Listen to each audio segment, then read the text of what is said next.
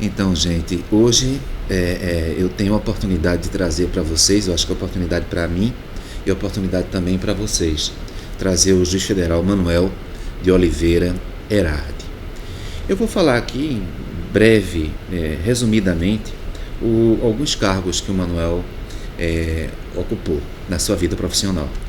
Manuel foi auxiliar administrativo do IPASE, Instituto de Previdência dos Servidores do Estado, técnico judiciário da Justiça Militar Federal, professor de Direito Administrativo da Faculdade de Direito de Olinda, da Universidade Católica de Pernambuco e também da Escola Superior da Magistratura do Estado de Pernambuco, da ESMAP.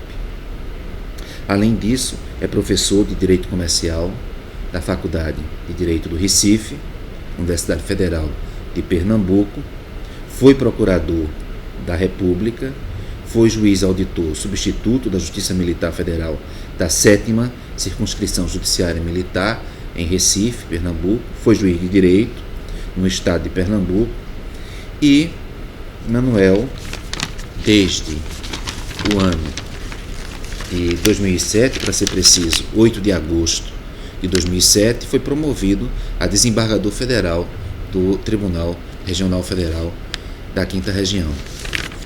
E aí, Manuel, muito obrigado por você ter vindo. Agradeço assim, a oportunidade de participar de um programa tão importante e liderado por uma pessoa de tanta credibilidade no meio científico como é o Dr. Hélio Moreno. Estou à disposição para as indagações que houver necessário. Certo. Pois bem, Manuel, a ideia central que eu vou desenvolver hoje aqui contigo é a seguinte: o Poder Judiciário, ele lida com processo e com gente. E gente é mais importante do que processo. Ora, sendo assim, você não acredita que dentro do caminho processual, procedimental, tantas vezes alterado no caso do Brasil por leis muito frequentes, muito instáveis, uma verdadeira inflação normativa, que a gente poderia dar mais atenção aos sujeitos processuais, às pessoas que aplicam as leis, aos advogados, aos membros do Ministério Público, aos juízes? O que tu pensas disso, por favor? Eu estou absolutamente convicto da necessidade de uma reforma profunda no tratamento que é dispensado a esses sujeitos processuais. Inicialmente, temos a questão da seleção dos magistrados. É evidente que o método atualmente utilizado do concurso público é o único que se apresenta compatível com os princípios da impessoalidade, da moralidade que a nossa Constituição adotou. No entanto, não é suficiente a aprovação do candidato em um concurso público. É preciso que haja uma atenção muito forte na formação profissional do juiz. Nós sabemos que não existe no Brasil, no âmbito das faculdades de direito, um direcionamento dos profissionais para este ou aquele setor da área jurídica. Então, cabe às instituições extra-acadêmicas, a exemplo dos tribunais, iniciarem, se preocuparem mais com esses cursos de formação. Posso dizer que, atualmente, na área federal, a preocupação já é muito intensa com o curso de formação de magistrados. Acredito que, tanto na época em que eu ingressei, como na época em que ele ingressou, tínhamos talvez uma simples palestra de introdução à magistratura. E hoje nós já temos um curso com uma duração razoável, que procura realmente mostrar diversos aspectos da atividade judicante a quem vai se iniciar neste ofício. Mas é preciso, sobretudo, que as pessoas que venham a exercer a magistratura se sensibilizem para os dramas humanos que os processos revelam. Eu entendo que a formação exclusivamente técnica jamais atenderá a uma boa prestação jurisdicional. É imprescindível que se venha a incutir na mentalidade do magistrado a visão humanística do processo, ver que o processo não é simplesmente um jogo de leis para lá ou para cá, não é simplesmente o burilamento de uma técnica jurídica, mas muito mais do que isso, é a solução de questões cruciais para a vida de pessoas. Liberdade, patrimônio, previdência, sobrevivência, tudo isso está em jogo. Dentro dessa linha, Manuel, que nós começamos do concurso público, você que tem uma experiência grande nessa área, não acha que grande parte dos candidatos, ou pelo menos uma boa parte dos candidatos, ao fazerem o concurso público, tem uma preocupação, digamos assim, costuma ter uma preocupação em duas vertentes. Primeiro, o salário, e depois o horário em que ele vai ou não vai se dedicar àquele cargo. E a vocação termina ficando, pelas circunstâncias do dia a dia, pelas necessidades, um pouco de lado. O que é que tu pensa disso? Isso é uma realidade que observamos nos concursos em geral, particularmente nos concursos jurídicos. Nós sabemos que, nos últimos anos, o concurso público se transformou em uma grande porta para empregos, pelo menos razoavelmente remunerados no nosso mercado de trabalho. Daí porque, na área jurídica, nós encontramos uma boa parte de alunos que já no primeiro ano de faculdade estão pensando em prestar concurso público. Nós vemos alunos, né, que, ao lado dos estudos acadêmicos que estão desenvolvendo, já estão trazendo para o seu dia a dia aqueles manuais facilitadores dos concursos públicos, aquelas obras especificamente voltadas para os concursos públicos, revelando assim a vontade de passar em um concurso. E às vezes até o que é natural, é verdade, não há crítica nisto, mas há uma certa pressa, um certo assodamento em assumir os cargos. Quantas vezes nós observamos alunos que ainda estão matriculados na faculdade, mas já aprovados em determinados concursos, e vêm então buscar as coordenações, a diretoria, para encontrarem uma forma de agilizarem o término do curso e poderem assim assumir aquele cargo público. Então, eu acho que um ponto a ser trabalhado, isto desde o início dos estudos, não só na academia, não só no terceiro grau, mas já lá atrás, desde talvez o segundo grau, que é imprescindível se trabalhar essa questão da vocação, que é primordial. Não adianta alguém se investir em um cargo público razoavelmente remunerado e passar o resto da vida se lamentando, certo, dizendo que perdeu outras oportunidades na vida, que viu aquilo ali somente como uma garantia, então nem vai ser um bom profissional, nem vai estar satisfeito, nem vai realmente se realizar. Por isso é muito importante, né, que desde cedo, as pessoas sejam preparadas para verificarem em que âmbito de atividades vão melhor se identificar, vão se sentir mais à vontade, vão se sentir prestando um serviço melhor à sociedade. Acho que o fundamental, isso para a vida realmente, é a ideia do servir.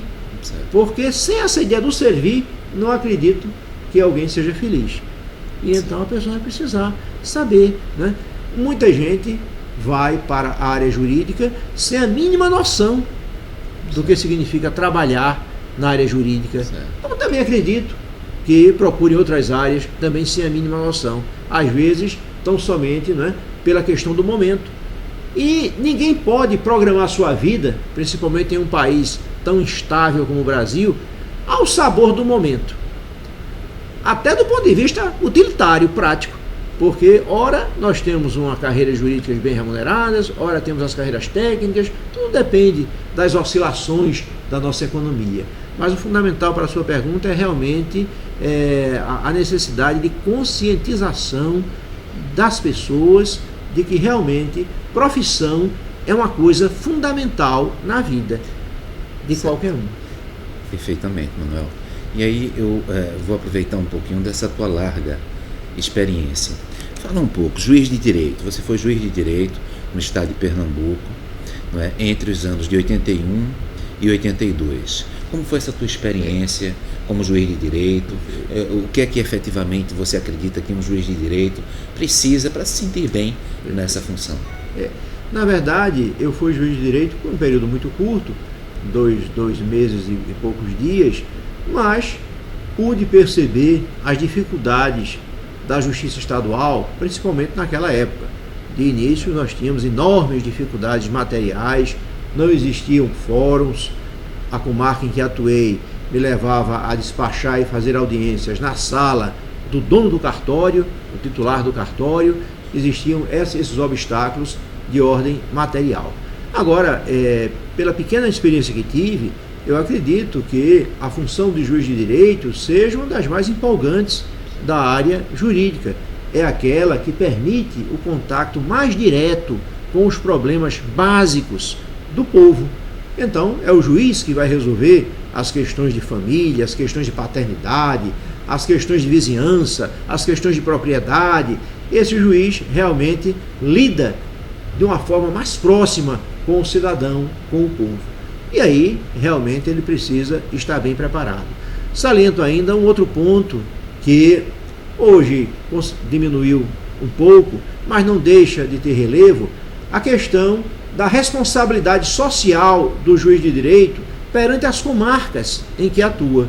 Nós sabemos que os juízes de direito, ao lado de profissionais outros, como os médicos, são verdadeiros líderes da comunidade em que estão exercendo a jurisdição. Eu acredito que um ponto importantíssimo, que já foi objeto de alguma polêmica, é certo, mas que é relevante, é a questão da presença do juiz de direito na comarca. O juiz de direito, ele, mais do que qualquer outro, ele tem aquele vínculo com a comarca, porque a qualquer momento ele pode ser acionado. Algo que surja de diferente no meio social. Nós sabemos que o juiz de direito, e aí vem uma demonstração de como não são suficientes os meios puramente técnicos e processuais. Quantas vezes o juiz de direito tem que tomar certas atitudes de liderança para a paz social naquela comunidade em que ele exerce a judicatura. E vai, às vezes, tomar certas medidas que não encontram previsão em lugar algum. Às vezes não tem nem processo. Quer dizer, o juiz é quem vai estar à frente de certas negociações, de certos processos de pacificação que são imprescindíveis. E, neste ponto, ganha um realce especial a autoridade do juiz de direito, aquela autoridade moral, aquele respeito que ele inspira na comunidade. Isso continua sendo um fator importantíssimo para o bom andamento da vida social. Ratificando, portanto, a ideia de que no processo os sujeitos processuais são fundamentais para que o processo funcione. Bom, mas Manuel também foi juiz auditor substituto da Justiça Militar na 7ª Circunscrição Judiciária Militar no Recife, entre 82 e 84. Fala um pouquinho da Justiça Militar, porque antes Manuel já havia sido técnico judiciário da Justiça Militar Federal entre 78 e 80, não é, Manuel? Eu trabalhei durante 6 anos na Justiça Militar.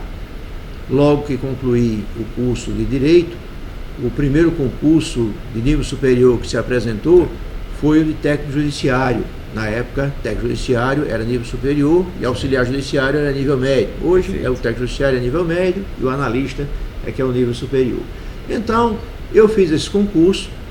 Confesso que fiz o concurso pensando em obter um emprego, em um meio de sobrevivência, claro, mas aos poucos eu fui notando as virtudes da Justiça Militar. O que é que eu vejo de importante? A especialização. Na verdade, fica muito difícil para um juiz que não tenha a vivência do meio militar julgar especificamente as questões militares. Claro que eu não sou favorável a uma ampliação da competência da Justiça Militar, como até na época havia para outros crimes, que não aqueles estritamente relacionados... Entre 82 e 84. Exatamente, 82 e 84. Havia um momento histórico aí. Já estávamos ali próximos da abertura política, assim, no finalzinho daquele período que precedeu a Constituição atual. E na verdade, é evidente que eu não sou favorável a uma ampliação da competência para atingir outros fatos. No entanto, em razão dos fatos que caracterizam os crimes militares, acho que é perfeitamente justificável a existência de um ramo especializado do judiciário que resolve essas questões. Afinal, os conceitos de hierarquia e de disciplina, eles ganham uma conotação especial no âmbito militar. É bem diferente. Nós podemos até, no âmbito civil, aguardar por 5, 6, 7 anos o julgamento de uma questão sobre a permanência ou não de um servidor público que cometeu algum fato e que foi tido como ilícito. Muitas vezes ele entra na justiça, obtém uma liminar, suspende o processo administrativo. Isso é até tolerável no âmbito civil. Mas no âmbito militar isso significa uma quebra muito relevante de valores fundamentais à vida militar. Vai o comando militar conviver com aquela situação de incerteza de manter, às vezes, um militar por força de uma decisão judicial por muitos anos, por muito tempo, né? Quando aquele militar está sendo acusado de um crime, ter cometido um crime. Então é importante que a justiça especializada julgue aquele crime com rapidez. Daí a justificativa para a existência da justiça militar. E também eu observo uma peculiaridade que é bem brasileira, é que a justiça militar no Brasil é órgão do Poder Judiciário. Há países em que a justiça militar integra o executivo, integra as Forças Armadas. No Brasil, embora na primeira instância haja juízes, de fato, juízes militares que são sorteados para formar os conselhos de justiça, embora isso aconteça, na verdade, né, ali está o Poder Judiciário. E das decisões da Justiça Militar, haverá a possibilidade de recurso até para o Supremo Tribunal Federal. Se por acaso, né, houver uma matéria constitucional envolvida, nós teremos a possibilidade de recursos, ou até, vemos até às vezes habeas corpus contra decisões do Superior Tribunal Militar no Supremo. Então, o Poder Judiciário comum, ele exerce o controle da Justiça Militar brasileira. Tem essa peculiaridade que é bem brasileira. Acho que é importante a sua manutenção, e a Justiça Militar, inclusive, mesmo nesses períodos que alguns chamam períodos de exceção, ela foi até elogiada pelos advogados, pela postura que teve de preocupação com os direitos fundamentais, né, de evitar que prisões ilegais se mantivessem. O Superior Tribunal Militar teve uma posição de vanguarda. Ainda hoje, vez por outra, recebo assim visita de advogados de renome no Brasil inteiro, que por acaso vem defender alguma questão lá no tribunal, e sabem, me conhecem da época da Justiça Militar e dizem como era boa aquela Justiça Militar, como aquela Justiça Militar prestou um serviço importante, né, contendo certos excessos, procurando que as coisas se desenvolvessem dentro da legalidade. Então, realmente foi uma experiência positiva. Então, continuando com essa ideia da especialização da justiça, eu te faço duas perguntas. Por um lado, justiça militar estadual. Sim, porque a Constituição Federal chega a facultar isso. E por outro lado, Manuel, a especialização dos tribunais. Não é? Por exemplo, pela tua experiência, no Superior Tribunal de Justiça. O Superior Tribunal de Justiça tem 6 turmas, divididas em 3 sessões. Não é incomum que um desembargador, digamos, estadual, que trabalhe com direito penal ou direito civil, não é, seja promovido para o Superior Tribunal de Justiça, para uma turma cuja matéria é completamente distinta, diferenciada da matéria com a qual ele trabalhou a vida inteira. O que você pensa desse nosso sistema, já que você defendeu a especialização em relação à justiça militar, acho que ficou muito compreendido, mas de alguma forma nós temos turmas especializadas com juízes que não tiveram uma vida, digamos assim, especializada. Inicialmente, em relação à justiça militar estadual, eu acredito que a emenda 45 foi muito feliz. A emenda 45, ela manteve a justiça militar estadual, a possibilidade de sua instituição. No entanto, diversos poderes que eram conferidos aos juízes militares foram transferidos para o juiz de direito, que preside a justiça militar estadual. E os conselhos, eles só atuam quando a matéria é especificamente militar. Então isso foi importante. Como também, de certa maneira, foi também importante transferir para esse juiz de direito as questões cíveis relacionadas à vida militar.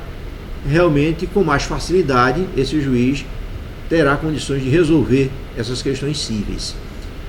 A especialização, ela termina sendo, a meu ver, uma necessidade da multiplicidade de diplomas normativos que temos no Brasil.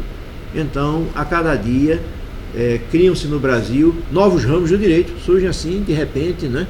E a gente já vê um novo ramo do direito ali instituído, e uma multiplicidade de normas sobre a matéria. Tem esse lado positivo de permitir que os juízes estudem com mais profundidade aqueles assuntos, né, que lhes são afetos e possam realmente prestar uma tutela jurisdicional melhor.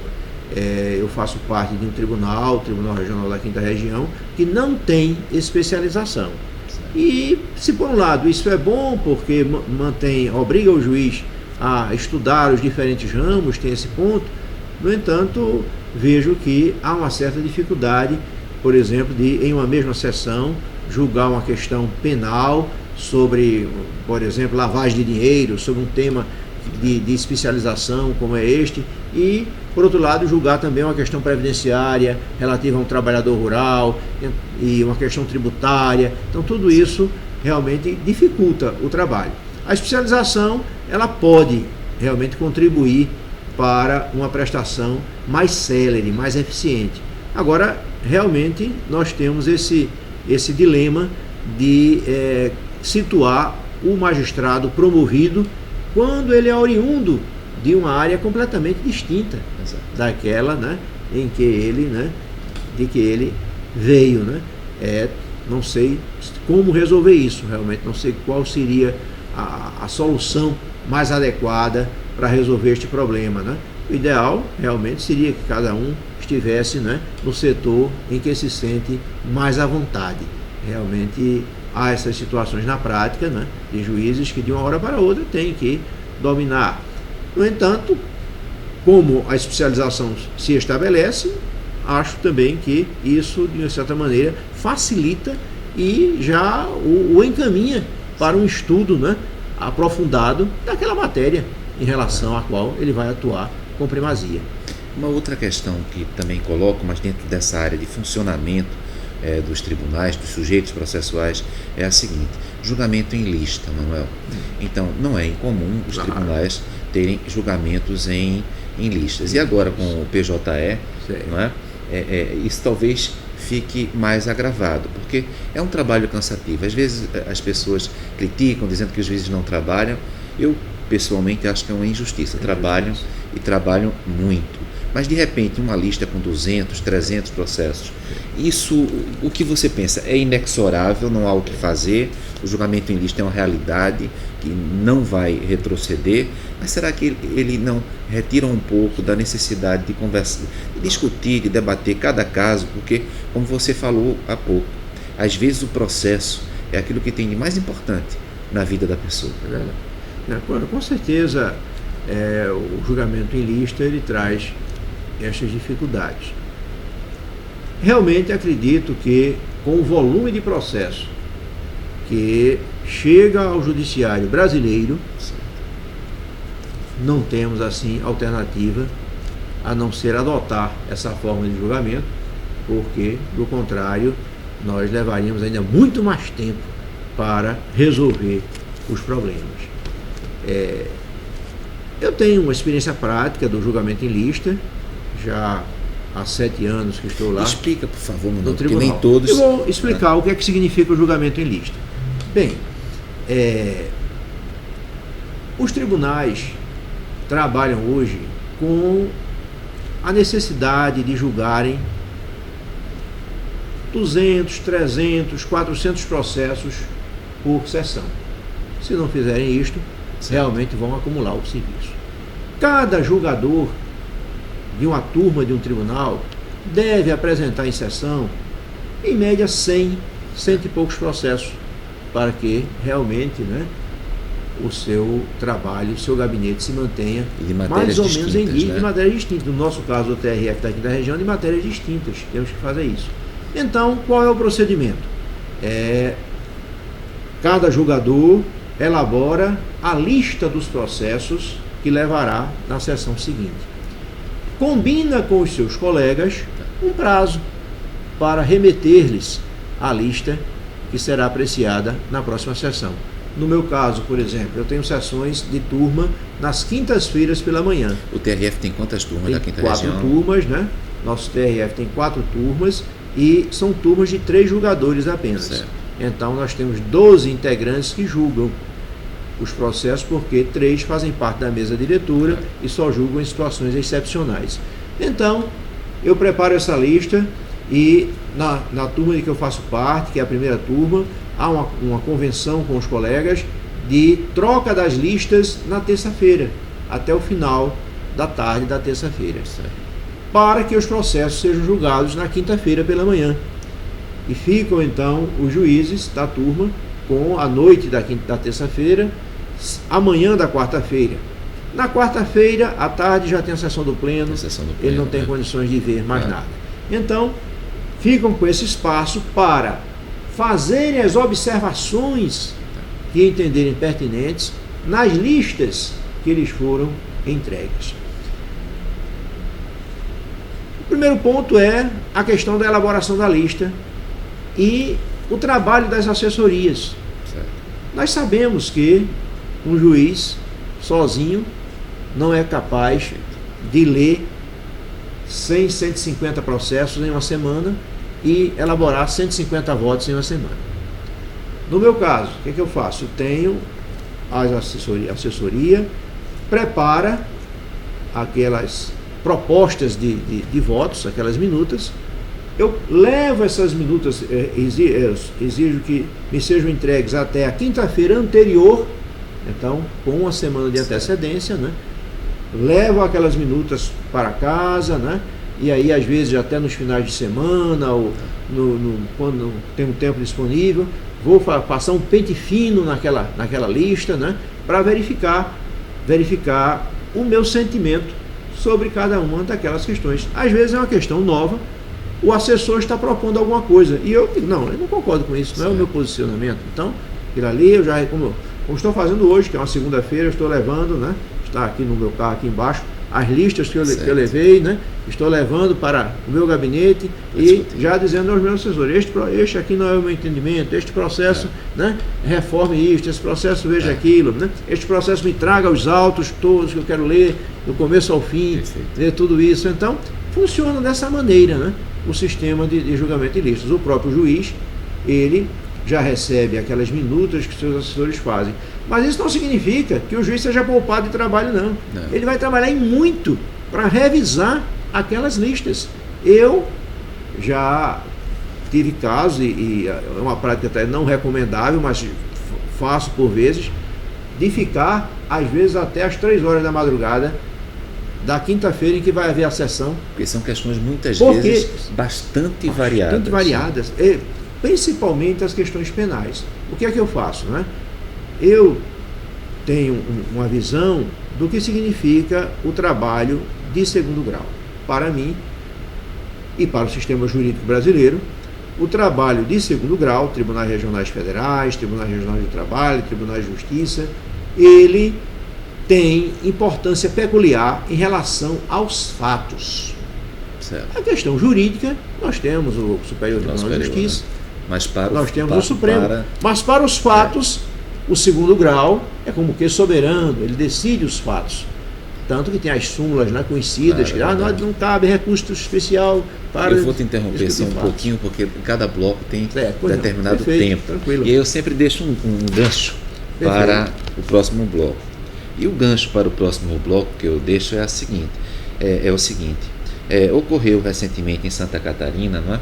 O FONACRIM, né? O Fórum Nacional Criminal da Justiça Federal.